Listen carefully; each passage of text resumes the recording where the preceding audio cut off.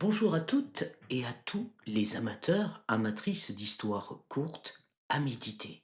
Aujourd'hui, je vais vous raconter une nouvelle de Selma Lagerlöf, écrite à la fin du 19e siècle, une période marquée en Suède par, premièrement, des inégalités sociales fortes, une bourgeoisie dominante et une paysannerie souvent pauvre.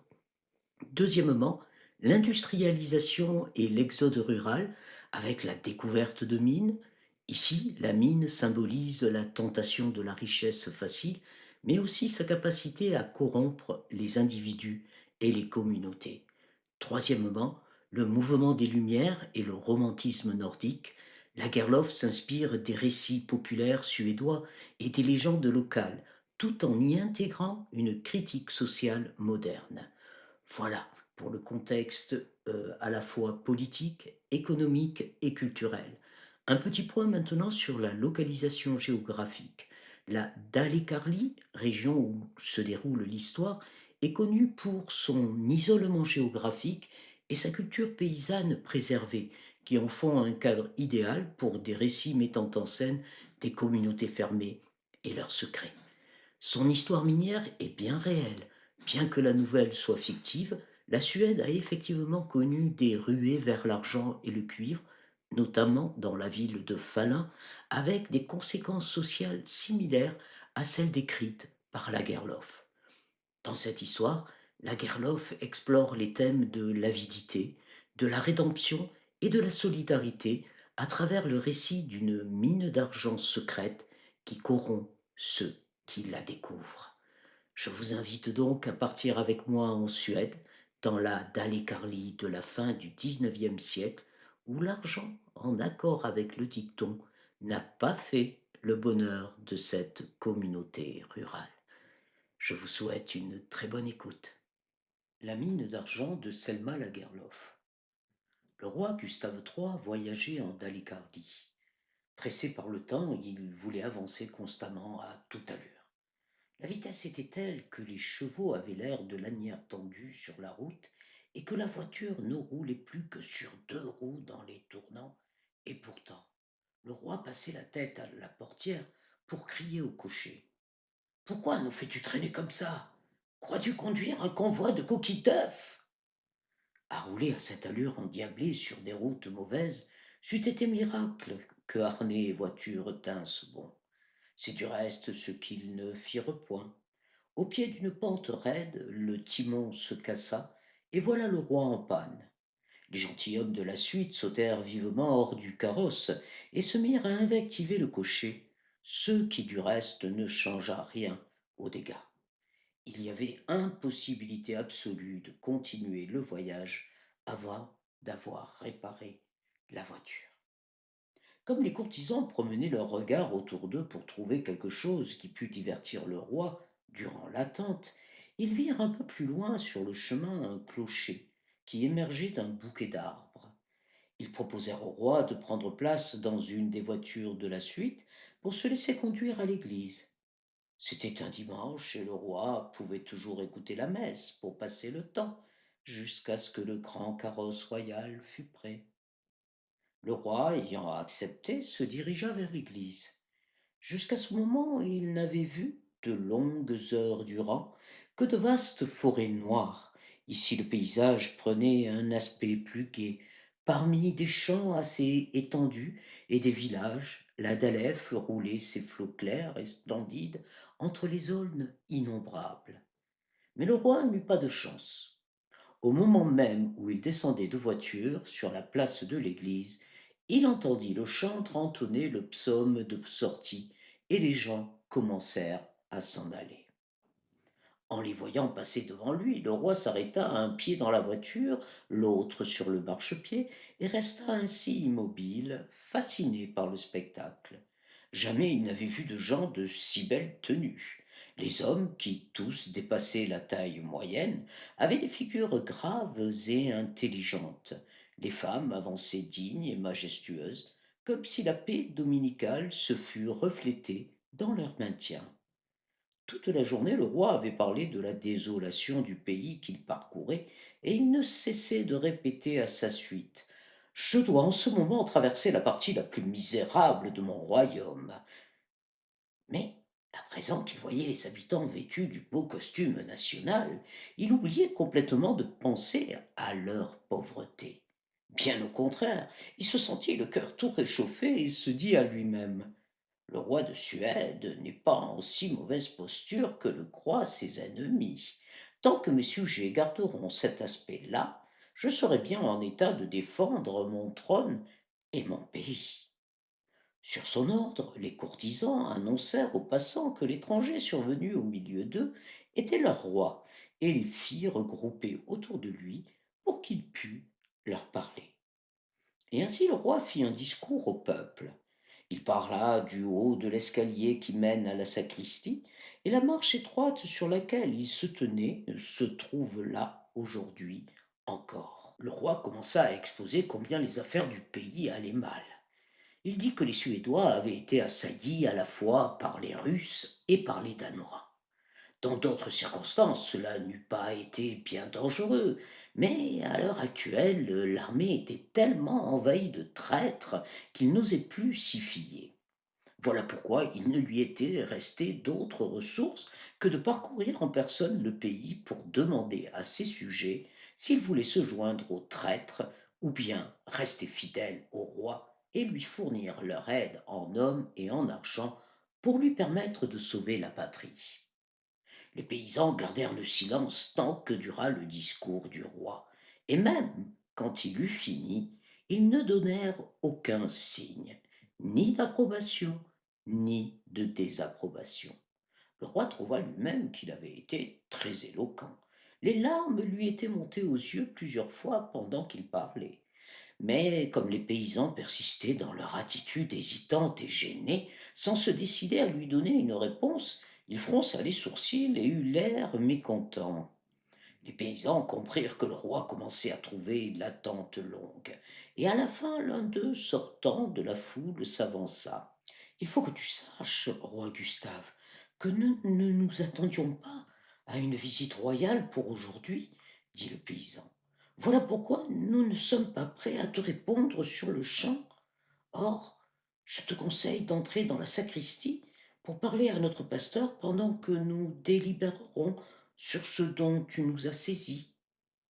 Le roi comprit qu'il n'en saurait pas davantage pour le moment et jugea bon de suivre le conseil du paysan. En entrant dans la sacristie, il n'y trouva personne, si ce n'est un individu qui avait l'aspect d'un vieux paysan. Il était de haute et forte taille, ses mains étaient grosses et usées de labeur. Il ne portait ni col, ni robe, mais des culottes de cuir et un long manteau de bure blanche, comme tous les autres hommes du pays. Il se leva et s'inclina devant le roi qui entrait. Je croyais que je trouverais ici le pasteur, dit le roi. L'autre sentit la rougeur lui monter au visage. Voyant que le roi le prenait pour un paysan, il lui parut désagréable de dire que c'était lui, le pasteur de la commune. Mais oui, le pasteur est d'habitude ici, à cette heure-ci, fit-il. Le roi s'installa dans un grand fauteuil à haut dossier qui se trouvait alors dans la sacristie et qui s'y trouve encore aujourd'hui, tout pareil à cela près que depuis la commune en a orné le dossier d'une couronne royale dorée. Avez-vous un bon pasteur par ici demanda le roi qui voulait avoir l'air de s'intéresser aux affaires de l'endroit. Le roi posant la question ainsi, il parut au pasteur qu'il était absolument impossible de révéler qui il était. Il vaut mieux que le roi garde son idée que je ne suis qu'un paysan, se dit-il. Et il répondit que le pasteur n'était pas trop mauvais. Il prêchait la parole de Dieu d'une façon claire et pure, et tâchait de vivre selon son enseignement. Le roi trouva que c'était là un bel éloge, mais ayant l'oreille fine, il crut s'apercevoir d'une certaine hésitation dans la voix de son interlocuteur. Il paraît qu'on n'est pourtant pas tout à fait content du pasteur, dit-il. Ah, il est bien un peu arbitraire, fit l'autre. Il se disait que si le roi venait à apprendre qui il était, il fallait éviter du moins d'avoir l'air de ne s'être attribué que des éloges. C'est pour cela qu'il crut devoir porter quelques critiques. Il y en a bien qui disent que le pasteur veut être seul à tout décider dans cette commune, continua-t-il. Dans ce cas, fit le roi, il a dû tout décider et arranger de la meilleure façon. Il n'aimait pas que le paysan se plaignît de son supérieur. Il me paraît à moi qu'ici règnent les bonnes mœurs et la simplicité du bon vieux temps. Oh, les gens d'ici sont assez honnêtes, poursuivit le pasteur, mais aussi ils vivent loin de tout, dans l'isolement et la pauvreté. Ils ne seraient guère meilleurs que les autres si les tentations de ce monde venaient plus près d'eux. Heureusement, il n'est pas à craindre que cela arrive, dit le roi en haussant les épaules. Il ne dit plus rien, mais se mit à tambouriner des doigts sur la table. Il estima avoir échangé assez de paroles gracieuses avec ce rustre et se demanda avec impatience quand les autres auraient enfin préparé leur réponse. Les paysans d'ici ne sont pas très empressés de venir au secours de leur roi, pensa-t-il. Si j'avais au moins mon carrosse, je m'en irais tout de suite, loin d'eux et de leur délibération. Le pasteur, de son côté, restait là en proie à une lutte intérieure au sujet d'une décision importante qu'il fallait prendre. Il commença à se féliciter de n'avoir pas dit au roi qui il était. Il estimait pouvoir ainsi lui parler de choses qu'il n'aurait pas osé aborder autrement. Après une pause, le pasteur rompit de nouveau le silence pour demander au roi s'il était vrai que les ennemis allaient tomber sur eux et que la patrie était en danger.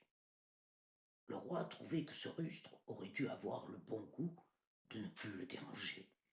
Il le regarda avec de gros yeux sans rien dire. Je le demande parce que j'étais à l'intérieur et n'arrivais pas à bien saisir les paroles, dit le pasteur.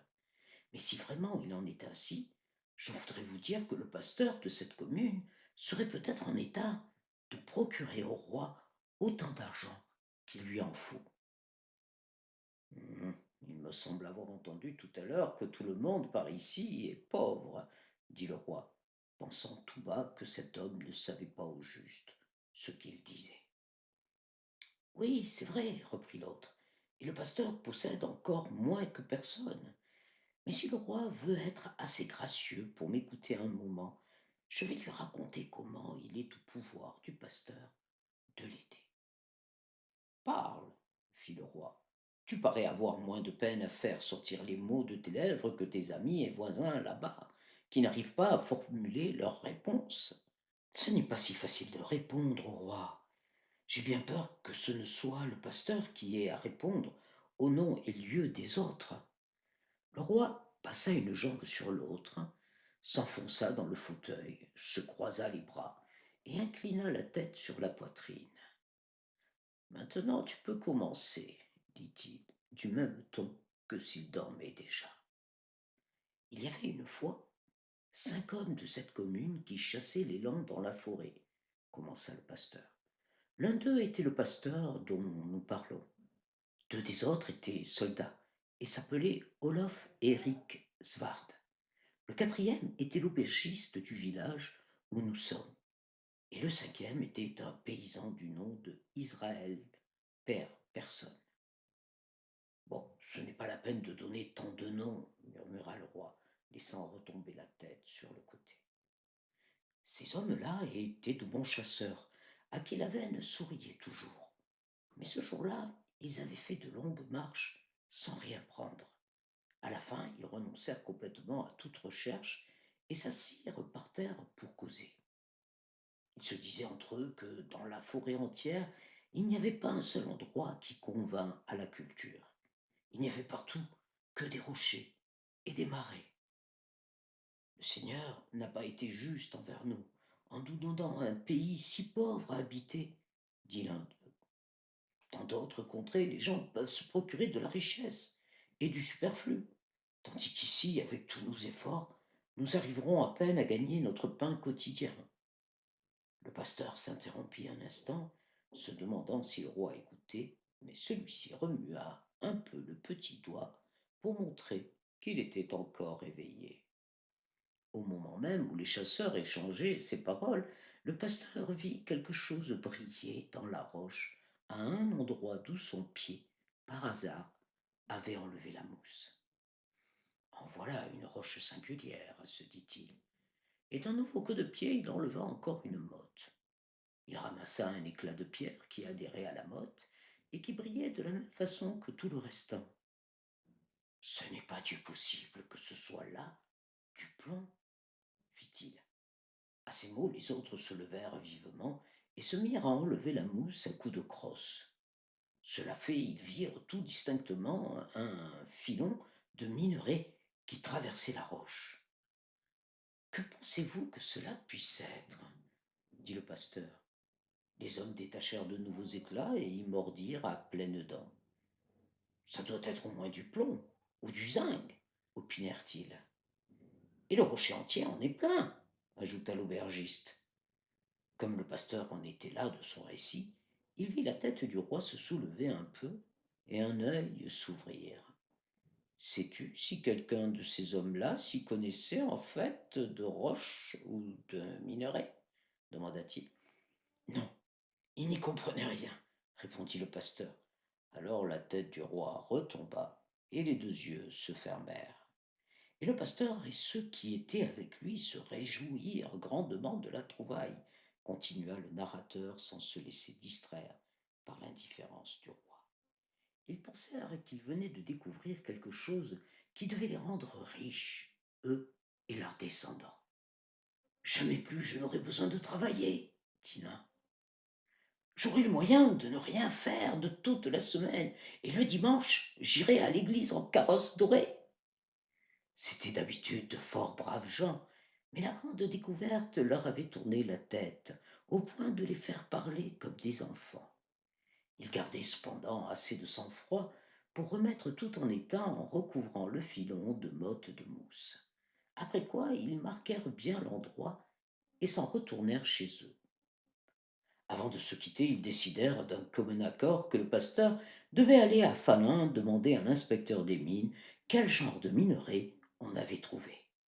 Il devait revenir aussitôt que possible, et en attendant, ils s'engagèrent mutuellement par un serment solennel à ne révéler à aucun être humain l'endroit où l'on avait trouvé le minerai. De nouveau, le roi releva un tant soit peu la tête, mais il n'interrompit plus le narrateur d'un seul mot. Il parut enfin commencer à croire que l'autre devait avoir quelque chose de vraiment important à lui dire, puisqu'il ne se laissait pas impressionner par son indifférence. Ainsi, le pasteur se mit en route, quelques échantillons de minerai dans ses poches. Il se réjouissait tout autant que les autres de l'idée de devenir riche. Il se disait dans son fort intérieur que bientôt il allait pouvoir rebâtir le presbytère, qui avait l'air d'une simple cabane, et puis il allait se marier avec la fille du doyen, qu'il aimait beaucoup. Il avait toujours cru qu'il aurait à attendre bien des années avant de pouvoir l'épouser. Il était pauvre et obscur, et il savait que de longs jours passeraient avant qu'il eût un poste assez bien rémunéré pour pouvoir se marier. Le pasteur gagna Falun en 2 jours, et passa le troisième dans l'attente de l'inspecteur qui était absent. Enfin, il put le voir et lui montrer les morceaux de minerai. L'inspecteur les mit dans sa main. Il regarda d'abord les morceaux, puis le pasteur. Celui-ci raconta qu'il les avait trouvés dans une montagne de sa commune, et que maintenant il se demandait si cela ne pouvait pas être du plomb. Non, ce n'est pas du plomb, dit l'inspecteur. Peut-être alors que c'est du zinc, demanda le pasteur. Ce n'est pas du zinc non plus, dit l'inspecteur. Il sembla au pasteur que tout espoir s'évanouissait. Il y avait longtemps qu'il ne s'était senti si abattu. Est-ce que dans votre commune vous avez beaucoup de morceaux de pierre de ce genre demanda l'inspecteur. Nous en avons une montagne entière, dit le pasteur. Alors l'inspecteur des mines s'approcha de lui et le frappa sur l'épaule en disant Je vous souhaite d'en faire un tel usage que cela profite tant à vous qu'à la patrie, car c'est de l'argent. De l'argent répéta le pasteur. et il resta là comme abasourdi. C'est de l'argent! L'inspecteur se mit à lui expliquer comment il fallait s'y prendre pour acquérir le droit légal sur la mine, et lui donna une foule de bons conseils. Mais le pasteur demeura tout étourdi, et n'écouta pas ce qu'on lui disait. Il ne faisait que retourner dans sa tête cette idée merveilleuse que là-bas, dans sa pauvre commune, il y avait une montagne entière de minerais d'argent qui l'attendait. Le roi leva la tête si vivement que le pasteur s'arrêta net. Je suppose, dit le roi, que lorsqu'il fut de retour et qu'il se mit à travailler la mine, il constata que l'inspecteur n'avait fait que se moquer de lui. Mais non, l'inspecteur ne l'avait pas trompé, dit le pasteur. Tu peux continuer, dit le roi qui se rassit pour écouter. Lorsqu'enfin le pasteur fut de retour dans sa commune, poursuivit le narrateur, il jugea que son premier devoir était d'informer ses camarades de chasse de la valeur de leurs trouvailles. Et comme il passait devant l'auberge de Stenson, il décida d'entrer chez lui pour raconter que ce qu'on avait trouvé était de l'argent. Mais en arrivant devant la porte, il vit qu'il y avait des draps devant les fenêtres et qu'une large traînée de sapins hachés conduisait à l'escalier d'entrée. Qui est-ce qui est mort par ici demanda-t-il à un gamin qui musait près de la barrière. C'est l'aubergiste lui-même, répondit le gamin, et il raconta au pasteur que depuis une semaine, l'aubergiste se saoulait tous les jours. Ah, que d'eau de vie! Que d'eau de vie! On en a fait couler, s'exclama le gamin. Comment cela se fait-il demanda le pasteur. L'aubergiste ne se saoulait jamais auparavant. Il buvait, dit le gamin, parce qu'il prétendait avoir trouvé une mine. Il était tellement riche, disait-il, il n'aurait jamais plus besoin de faire autre chose que de boire. Et hier soir, il partit en voiture tout bu qu'il était. La voiture versa, et il fut tué net. Lorsque le pasteur eut tout appris, il reprit son chemin. Il était bien attristé de ce qu'on lui avait raconté. Il était revenu si heureux, se réjouissant à l'idée de communiquer la grande nouvelle.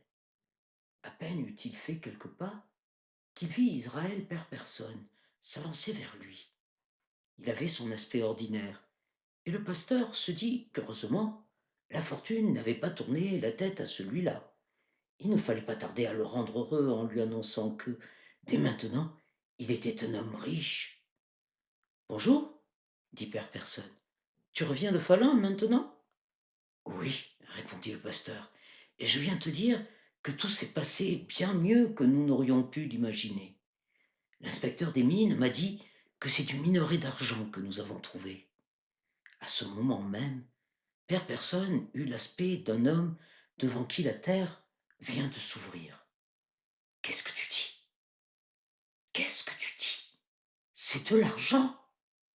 Oui, reprit le pasteur, nous sommes riches, nous tous, à présent, et nous pourrons vivre à l'aise. C'est de l'argent, répéta père personne encore une fois, et il eut l'air encore plus accablé. Mais certainement, c'est de l'argent, affirma le pasteur. Tu ne penses pas que je veuille te tromper. N'aie pas peur de te réjouir. Me réjouir, dit père personne. Moi, me réjouir. Je croyais que ce que nous avions trouvé n'était que du mica, et comme je préférais le certain à l'incertain, je viens de vendre ma part de la mine à Olof Svard pour 100 écus. Il était désespéré, et lorsque le pasteur le quitta, il resta apeuré sur la grande route.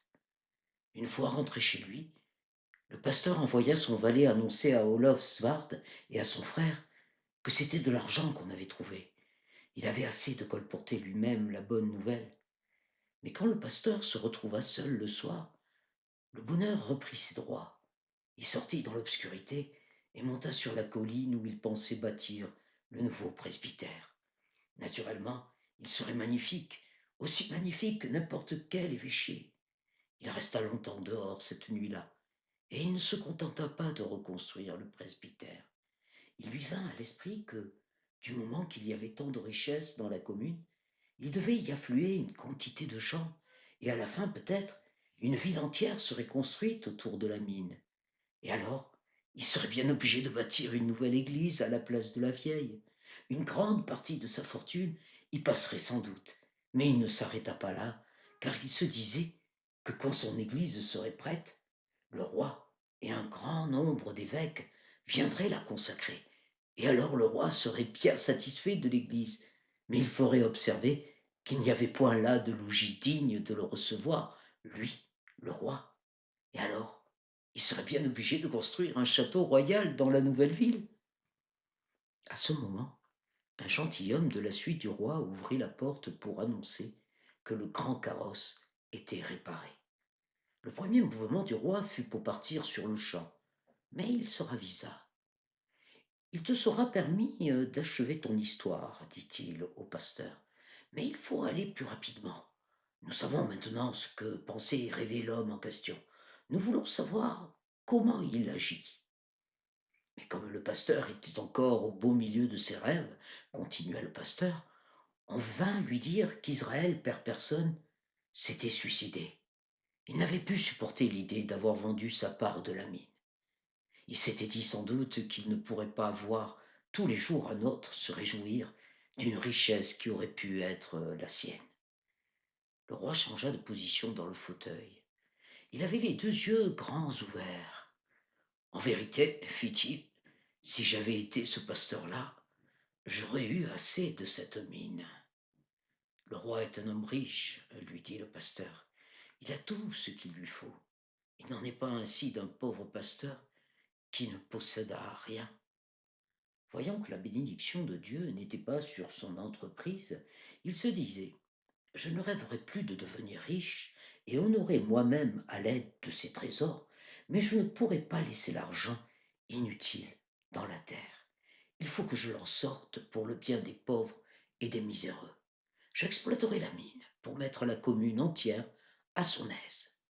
Donc, un beau jour, le pasteur s'achemina vers la demeure de Olof Svard pour causer avec celui-ci et avec son frère de ce qu'il fallait faire tout d'abord de la montagne d'argent. En s'approchant de la maison du soldat, il rencontra une charrette entourée de paysans armés. Et dans la charrette, un homme était assis, les mains liées derrière le dos et les chevilles entourées de cordes. Lorsque le pasteur vint à passer, la charrette s'arrêta et il eut le temps de regarder le prisonnier. Sa tête était bandée de telle sorte qu'il n'était pas facile de discerner qui c'était, mais il sembla cependant au pasteur qu'il reconnaissait Olof Svard. Il entendit le prisonnier demander à ceux qui le surveillaient de lui permettre de dire quelques mots au pasteur. Il s'approcha donc, et le prisonnier se tourna vers lui. Maintenant, tu vas bientôt être seul à savoir où se trouve la mine d'argent, dit Olof. Qu'est-ce que tu dis, Olof? Dit le pasteur. C'est que, vois-tu, pasteur, depuis que nous avons su que c'était une montagne d'argent que nous avions trouvée, mon frère et moi, nous n'avons pas pu rester aussi bons amis qu'auparavant. Nous nous prenions constamment de querelles. Hier soir, nous nous sommes disputés sur le point de savoir qui de nous cinq avait le premier découvert la mine. Et nous en sommes venus aux mains. Et maintenant, j'ai tué mon frère, et lui m'a blessé là, sur le front. Je serai pendu. Et après, tu seras seul à connaître l'emplacement de la mine. C'est pourquoi je veux te demander une chose. Dis ce que tu as sur le cœur, fit le pasteur. Je ferai ce que je peux pour toi. Tu sais que je laisse une nombreuse nichée, commença le soldat. Mais le pasteur l'interrompit immédiatement. Pour cela, tu peux être tranquille. Ce qui devait être ta part de la mine leur reviendra comme si tu étais toujours en vie. Non, dit Olof Svard, ce n'était pas cela que je voulais te demander. Je te demande de ne donner à aucun d'eux la moindre chose qui provienne de cette mine. Le pasteur recula d'un pas, puis s'arrêta, muet de stupeur. Si tu ne me promets pas cela, je ne pourrai pas mourir tranquille, dit le prisonnier. Oui, dit le pasteur lentement et avec effort, Je te promets ce que tu me demandes. Puis on emmena le meurtrier, et le pasteur demeura tout seul sur la route à se demander comment il allait tenir la promesse qu'il avait faite aux prisonniers. Pendant tout le retour, il ne pensait qu'à cette fortune dont il s'était tant réjoui. Mais s'il se trouvait maintenant que les gens de sa commune ne supportaient pas la richesse, déjà il en avait vu périr 4, tous auparavant braves et fiers. Il lui sembla voir devant lui tous ses paroissiens, et il se figura que la mine d'argent allait les perdre, l'un après l'autre. Convenait-il que lui, qui était préposé à veiller sur les âmes de ces pauvres gens, déchaînât au contraire sur eux ce qui devait les perdre? Le roi se redressa tout d'un coup dans le fauteuil et regarda fixement son interlocuteur. En vérité, dit-il, en vérité, tu me fais comprendre qu'un pasteur de ces contrées reculées doit nécessairement être un homme peu ordinaire. Il ne suffisait même pas de ce qui était déjà arrivé, continua le pasteur. À mesure que la nouvelle de la découverte se répandait parmi les habitants de la commune, ils cessaient de travailler, et on les voyait se promener oisifs, attendant le jour où la grande richesse devait affluer sur eux. Tous les gens sans aveu qui se trouvaient dans la contrée accoururent, et bientôt le pasteur n'entendit parler que de souleries et de rixes sanglantes. Une foule de gens ne faisait que parcourir la forêt en tous sens, à la recherche de la mine, et le pasteur remarquait que, aussitôt qu'il s'éloignait de chez lui, il était guetté par des gens qui tâchaient de le surprendre en route pour la mine, afin de lui voler son secret. Les choses en étaient là. Le pasteur convoqua ses paroissiens en assemblée communale. Pour commencer, il leur rappela tous les malheurs que la découverte de la montagne d'argent leur avait attirés, et il leur demanda s'ils voulaient se laisser perdre ou s'ils tenaient à se sauver eux-mêmes. Puis il leur dit qu'il ne fallait pas attendre de lui, leur pasteur, qu'il contribuât à leur perdition.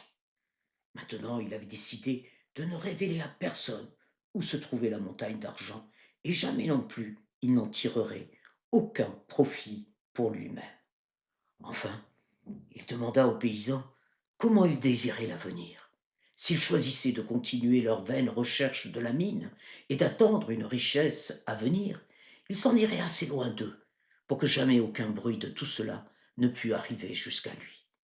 Mais s'ils voulaient enfin cesser de penser à cette mine d'argent pour redevenir ce qu'ils étaient auparavant, alors ils resteraient parmi eux. Mais quel que soit votre choix, rappelez-vous que de ma bouche jamais personne ne saura rien de la montagne d'argent. Eh bien, dit le roi, quel fut le choix des paysans? Il fut celui que désirait le pasteur. Ils comprirent qu'il voulait leur bien, puisqu'il choisissait lui-même de rester pauvre à cause d'eux, et ils chargèrent leur pasteur d'aller à la forêt, cacher le filon de Ménoré sous les pierres et les branches mortes si bien que jamais personne ne put le retrouver, ni eux-mêmes, ni leurs descendants. Et après cela, le pasteur a vécu ici aussi pauvre que les autres. Oui, répondit le pasteur, il a vécu ici aussi pauvre que les autres.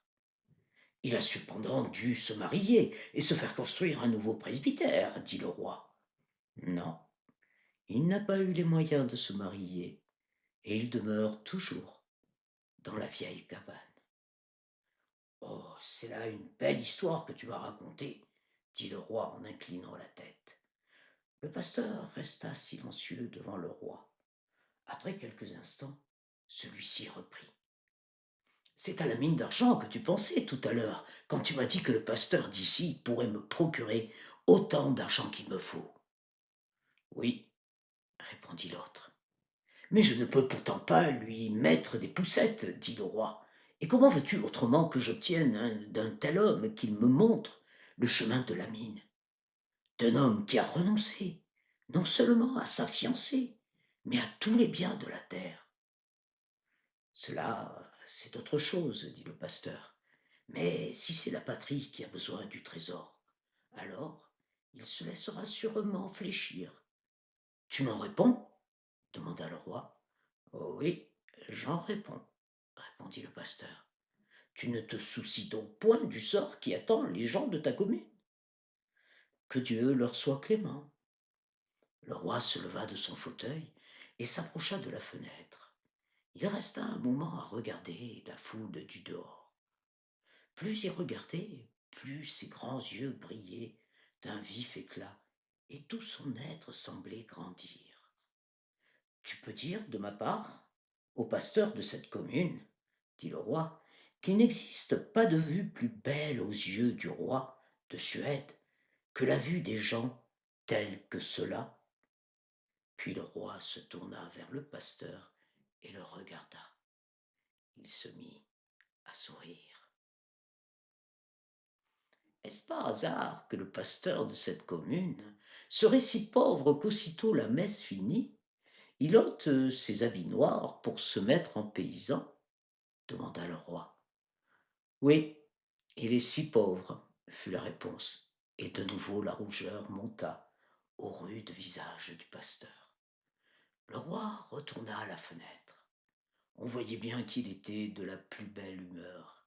Tout ce qu'il y avait en lui de sentiments nobles et généreux avait été réveillé par ce qu'il venait d'entendre.